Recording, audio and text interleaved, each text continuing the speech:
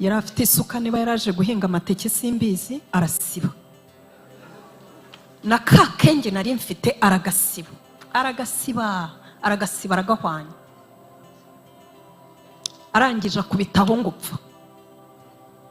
N'amazi yashize, inyo ziratangiye kunca mu matwi na hehe, intozi zirandya ibintu byose. Ndakomanga kunda nkumva kana karasesa imigeri. Bangejejemo nanone nsangamo akana k'agahungu kari kurira ngo ntabwo kazaho iwabo bari. Ndakabwira ngo humura bucecetse urababona. Hanyuma umukecuru ntiyemeye ko tugeza mu gitondo, ahubwo yaravuze ati ngiye kuvuza induru, aba bantu mwahisha ahangaha baze babajyana aho abandi bari. Umukecuru atubuza amahoro ati ngiye kuvuza induru babajyana aho abandi bari. Aragenda abibwira umuhungu we, ariko umuhungu we menya yarazi ko umukecuru nta mikino.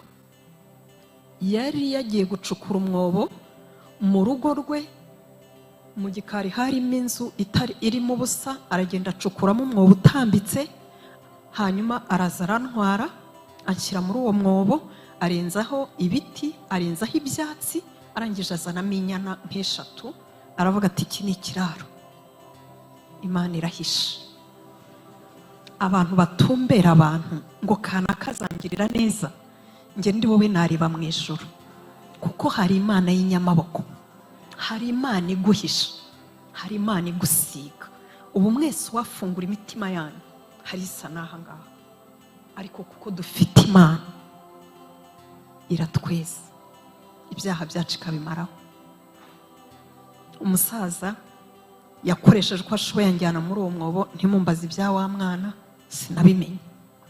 Ngeze muri uwo mwobo azanamo inyana, arambwira ati ntuzasonza kandi ntuzanahaga, buraha ntuzagira icyo umbaza. Ubuhamya bwanjye rero buravuga ngo iminsi 45 mu mwobo.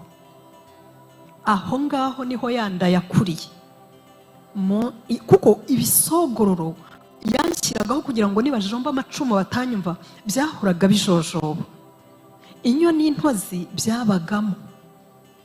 Ni ukuvuga ngo yarampaga agakombe k'amata nimugoroba saa 12, akongera kumpa agakombe ejo saa 12. Niba nshatse ibyoroshye rero naho ngaho narishimaguye. Uyu mubiri ni mushya y'isararema, n'umuremye. Yesu n'umuremye. Uwo mwobo nawumazemo iyo navuga ngo ni iminsi yose ukuyemo 5, 40, indi 5 rero urasho yumva aho yariri. Aho narahabaye ndahakurira pe, nkajya niganiriza, nkajya mvuga ngo ese guseka biracyabaho, nkaseka nkisetsa nta muntu tuganiriye. Igihe kiragera abantu bashira ku musozi. Mu mutozi abantu bashize ku musozi, hakorwa inama ngo hari umurambo utarabonetse. Murakoze. Bati kandi n'uwo mugore wavuye i Kigali ntabwo twigeze tubona umurambo we.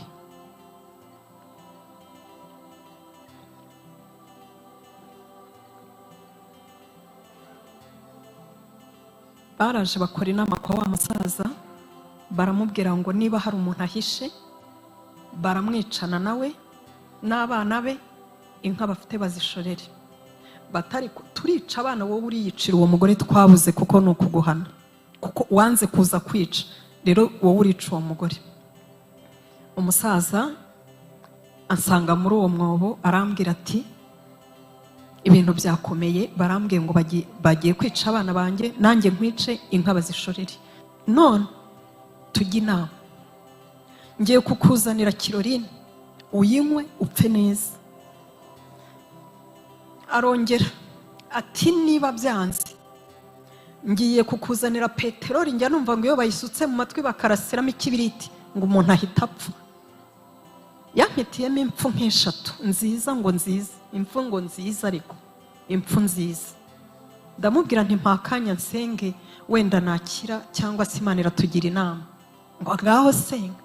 Igihe mwasengeye abantu ntibashize, yaragiye agarukana indi migambi mu gicuku, arambwira ati nje kugutwara. Yaraje bakuraho ibisogororo, banyemura muri wa mwobo, ariko ngeze muri saro ye mbona agacupa nk'akavide ka fanta, ndababwira ngo nimunshyiriremo amazi ahari muzatinda kongeraho nkweho. Ubwo yabwiye umuhungu w'umwe kuko abandi bose yari yabahishe ko ari bunjyane kuko hari isezerano ryo kubica nawe akanyica. Agacupa bampaye amazi ndayajyana, nsanga yacukuye undi mwobo munsi y'urugo mu rutoki. Uwo mwobo nibura uwo narambuye amaguru, ariko uwari mu nzu wo ntago nashoboraga kurambura amaguru kuko deja nari narahinamiranye kuko ukwezi ni kwinshi n'iminsi 40, hafi amezi 2. Umusaza aravuga ati seseramo nko kwinjira hano, hanyuma nugeramo ndakwereka. Nseseramo sanga nyine ni ibitaka, mumbabarire wenda iminota irimo irarenga. Noneho maze guseseramo arenzaho igikarayi, arenzaho ibisogororo, arenzaho n'ibitaka. Noneho wa mwobo yanshyizemo wo aba yatambitseho uduti, atambikaho utuvova, atambikaho amakoma, arasakara neza. Ariko ibisogororo byabanzirizaga ibyo byose kugira ngo nibajomba amacumu bakagera ku giti wenda bumve hakomeye. Arambwira ati buri aho ngaho, aragenda. Ubwo ntangiye ya minsi 5.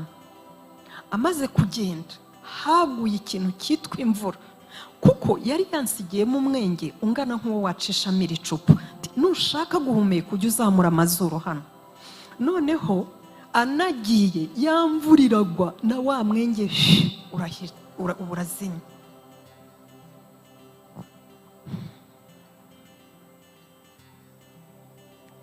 Reka dushimire Perezida w'u Rwanda w'igihugu cyacu, umubyeyi wacu, papa wacu, wemeye ko tuvuga kugira ngo dukire. Ubu tuba dutoragura amashasherega. Noneho umusaza amaze kugenda, ubwo se nari nkisengara ntayo yari yarashize. Mbona umwobo numva ndawishimiye kuko ngiye gutangira kurambura amaguru, ngiye gutangira guhindukira, nsa nkugeze muri cadastre. Ikigerageza umuntu burya ashobora kukimenyera da, ni ukuri pe, ukanyurwa ukavuga uti nibwo buzima. Nanjye rwose naranyuzwe, numva mvuye mu mwobo muto ngiye mu mwobo munini, wenda nzamara iminsi. Noneho bukeye mu gitondo baravuga bati noneho inkotanyi zageze i Nyanza.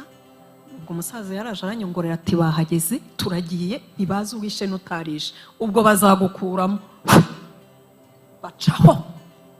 Bacaho bose baragenda, hasigara wa mukecuru utazi aho ndi afite umusaza bashakanye, nibo basigaye ngira ngo muri iyo karitsiye. Ari wa muhungu wamvanye mu rugo bwa mbere, ntazi amaherezo yanjye. Ari uwo nari naracumbikiye mu rugo wajyaga nzanira ya mata, ntazi amaherezo yanjye. Banyimuye bose bacaho baragenda, sigara mu mwobo gutyo. Uti wakoze iki? Natangiye gukurura igiti kimwe mu byari bitambitseho, ntangira gucukura ngo mbone umwuka, umwenge wo guhumekeramo. Umwenge ndawubona, nigira inama, ndavuga ngo ariko umugore utwite ajya arya ibitaka, uwagerageza nkafata ku bitaka nkumva ko bishoboka. Ibitaka ngo mbikubite mu kanwa, wapi, biba biranze. Ndavuga ntariko wagerageza utu tuvovo, ahari natwo twamutuzi. Utuvovo nyuma y'iminsi 3 twari twabaye umuhondo kubera ubushyuhe bwinshi, nta tuzi. Ndavuga ntariko reka nigira inama, ntibajya bavuga ko Yesu yamazemo iminsi 3 baramushyinguye, ntiburiya mu minsi 3 ndaba mvuyemo. Niha morali, nkasoma intama imwe kuri y'amazi nkabika. Ndavuga nireka nigira indi nama, erega nari mfite umwuka wera ntaramumenya. Nireka nigira indi nama, nsengera aya mazi, nkibuka ko Yesu yatubuye divayi mu bukwe bw'Ikana. Ndavuga nta mazi arayatubura kuzageza mvuyemo, ntumbaze uko nari buzavemo pe. Amazi nkayasengera, ejo nkongera nkanywa igitonyanga, ariko nkatega no kuri bya bisogororo ngo ndebe ko nayongera. Ubwo kwizera nyine ko bakakugabanutse. Noneho iminsi ni y'icuma, bya bisogoro birivanga na twatuzi iminsi y'icumi. ariko nyuma y'iminsi 3 hatangiye kuzamo inyo ziri seriye kubera ubukonje, hazamo intozi, noneho byose binteraniraho kundya. Aho rero niho natabaje Imana, ndavuga ngo Mana, niba hari ibyaha nakoze mbabarira, ariko uzankure muri uyu mwobo.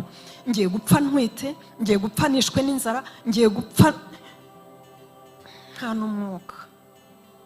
Niba hari ibyaha nakoze mbabarira. Iryo rigacaho. Nkavuga ntariko reka nibutse Imana, nibura niba hari ikintu cyiza nakoze. Ako nako kakanza mu bitekerezo. Nibuka umusazi nahaye ikanzu, abafite ubumuga bwo mu mutwe.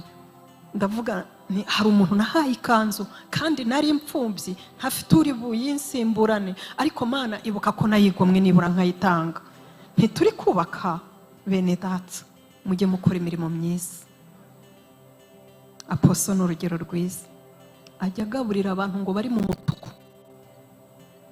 Bariya abantu Imana izabaha umugisha. Nibutse Imana, ariko si imirimo yari iyihe narayibuze. Akibaze nk'ubu Imana ikubajije ngo ukora iki ukabibura buri munsi uzahangaha, ukora iki nkugirire neza. Iryo nsara ndiye zintesha umutwe, noneho y'amazi nayo yari amaze gushira. Iminsi 5 mba ndayifunze. Ubwo urumva narebye Yona mu nda y'ifi, iminsi 3 sinavamo. Ndeba Yesu bamushyinguye, sinavamo. Ndeba abagore batwite ko barya ibitaka, reka data byanga kumanuka. Numva amasengesho yanjye yabaye ubusa. Ariko iyo yabaye ubusa, iyo twihebye nibwo Imana isa. Iyo tukirwanirira urwana gutya, Imana irakureka nyine ukarwana, ariko nuyemerera ikakurwanirira izanakuneshereza. Nagiye kumva numva kenge karaje, ndavuga ngo uwacisha inkoni muri uyu mwenge, ahari umuntu wazaza gucura ukoma muri urutoki yazankuramo. Ntangira kujya nzunguza cya giti nacukuje, nyicisha mu mwobo nyine mu mwenge nahumekeragamo kugira ngo ndebe uwuza. Ngize amahirwe numva umukecuru aje gucura ukoma koko. Araza yivugisha, noneho nzamura umunwa kuko uwo munsi nari nashoboye gucukura ngo ndebe nibura ko umutwe wacamo. Ndavuga ngo umutwe niwemera gucamo, ahari ndabona insina hafi nyikurure nzamukemo, ariko ibyo ntibyakunze. Umukecuru nahamagaye rimwe aranyumva, araza arawegera turinde. Ndamwibwira nti ndi umukazana waha naha nashatse, ntinagira ngo mpa amazi yo kunywa. Ngo ngo inkotanyi bene wanyu baje, ngo none urashaka kutwicisha. Yari afite isuka, niba yaraje guhinga amateke simbizi, arasiba. Na ka kenge nari mfite aragasiba aragahwanya. Arangije akubitaho ngo upfa. N'amazi yashize, inyo ziratangiye kunca mu matwi na hehe, intozi zirandya ibintu byose. Ndakomanga kunda nkumva kana karasesa imigeri. Imana yarandinze, ndi ubuhamya bugenda, kandi no biracyakora ibindi. Nanjye nzayihamya mu isi yose. Imana iragahora ku ngoma. Ariko dushimire Perezida wa Repubulika y'u Rwanda, wemeye gufata umugambi agahugurutsa abasore bakamwemerera bakaza kuturokora. Imana ikabakoresha, ibagirire neza. Umukecuru yagiye yivuga ko anyishe nta kibazo afite. Arangije ahura n'umuhungu umwe wa musaza wakomeje kumpisha, nari naracumbikiye mu rugo. Twarabanye neza bavandi, twarabanye neza. Ageze ku Gikongoro aravuga ati hari umuntu papa yahishe ntamenye amaherezo, reka nsubireyo ndebe wenda namubona nkamurokora. Uwo muhungu niwe waje ahura n'umukecuru arimo yidegembya nyine ko anyishe. Aramubwira ati ariko ko wivugisha uvuye he? Aravuga ati hariya hari akagore kari guhamagara inkotanyi. Ngo agake? Ati ngwina. Mufata ukuboko aramuzana mugeza ku mwobo. Wa muhungu arwana n'ibitaka, niwe wankuyemo. Twavuze ko nta mashyi twongera gukoma, turazamura icyubahiro. Ndongera nyuma y'iminsi 45 ndongera mbona umucyo. Iyo Mana uri jyewe wayivaho, uri jyewe wareka kuvuga imirimo yakoze ngo batazagira icyo bagutwara. Iyo turinze cyagiye, iyo turokoye cyagiye, ikaturokora urupfu rubi, n'uyu munsi iracyaturokora. Apostle Imana iguha umugisha mwinshi. Navuyemo nta mubiri mfite, navuyemo ndi umukecuru imyaka 70, navuyemo nta buzima, nta mavi, singenda, si bantwaye mu maboko yombi, ariko uwo muhungu arantwara ngeza mu nzu. Ikintu cya mbere namusabye, naramubwiye ngo nzanira wa mukecuru. Ndamubwira ngo ndakubabariye, urupfu wanyifurije je ntarwo nkwifurije, ntariko wagize nabi kumpamba mbona n'ubundi nari impambye. Umukecuru ndamubabarira, abamenye ko narokotse bakanzanira isukari naramuhaga, mbaho gutyo ngera naho njya mu bitaro mvamo. Ariko uko kuzenguruka nkimara kurokoka twarazengurutse nisanga nageze i Kigali, nsubira iwanjye. Maze gusubira iwanjye, icyo nababwira cyo nuko yanda nari mfite mu mwobo wa mwana yavutse. Ni umusore mwiza cyane, ni umusore mwiza cyane. Iyo mubonye nshima Imana. Umwana wanjye ariho, Imana yampaye inshumbusho, nubwo uriya yazize ibyo atazi. Imana yangaruye mu rugo. Hari ijambo perezida yigeze kuvuga rimfasha, aravuga ngo muharanire kwigira.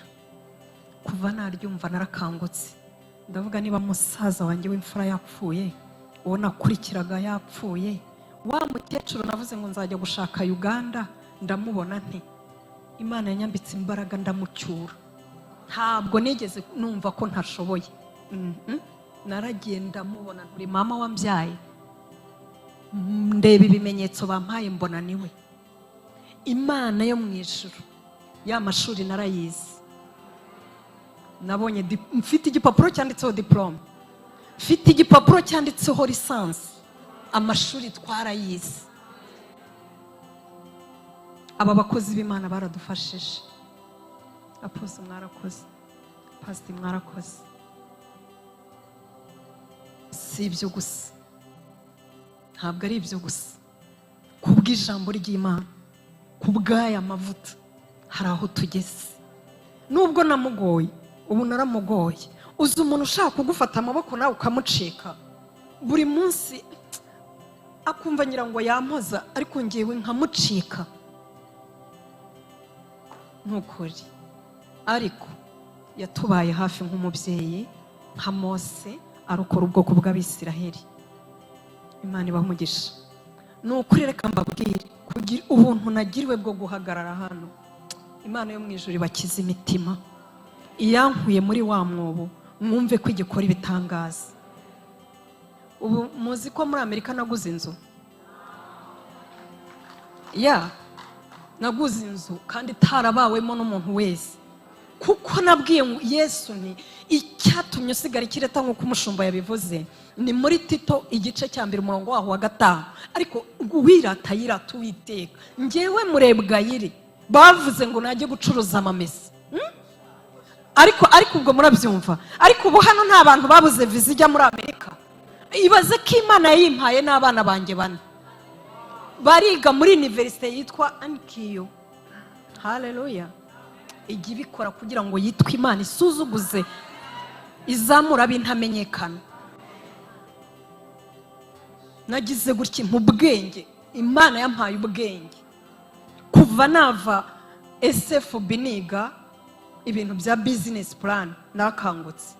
Narangiza nkanyunikira kwa Pose, nawe akatwigisha ko nta gusinzira. Nkatekereza kandi nkakora kandi nkasenga. Mfite inzu nziza nshyashya. Haleluya.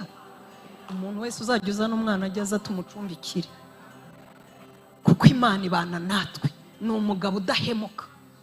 Sinzibagirwa umugore umwe twari duturanye ambwira ngo ariko wowe ntujya wambara super wax, ariko nkawe biti. Ntabwo arazi intambara turwana. Imana yo mu ijuru rero, iminota yangira imirashira, yandokoye ikampa abandi bana, ariko ubu ntabwo nshobora kwibagirwa ababuze bose, ndabibuka kandi turabakomeje. Ariko Imana yo mu ijuru nanone yatwongereye igihe cyo kubaho, ikaduha igihugu kirimo umutekano. Mureke dukorere igihugu. Erega njya nza nkatanga na mitiweli, niyo ntaza ndayohereza, njye ngurira abantu mitiweli. Ngomba gutanga umusanzu w'igihugu, ngomba gutanga umusanzu w'igihugu. Abadafite mitiweli tukazibaha, abambaye ubusa tukabambika, kandi tugahumuriza n'abadamu bibana, abasingo mada nkanjye. Umugabo twari twarukokanye, hanyuma nyuma yitaba Imana, ansigira abana 4. Ni abana beza basenga Imana, ni abana beza basenga Imana. Imana ishimwe. Hari agakorasi kavuga ngo sinzagusiga sinzaguhana, iraduhetse ku mugongo wayo. Sinzagusiga sinzaguhana, iraduhetse ku mugongo wayo. Murakoze, Imana ibaha umugisha. Ibyo mutamenye ni ukuri muzanyandikire. Ntizadusiga iraduhetse mu mugongo wayo. Munkundire. Ntizaduhana, iraduhetse mu mugongo wayo. Niki wayihaye iyo Mana we, mbese niki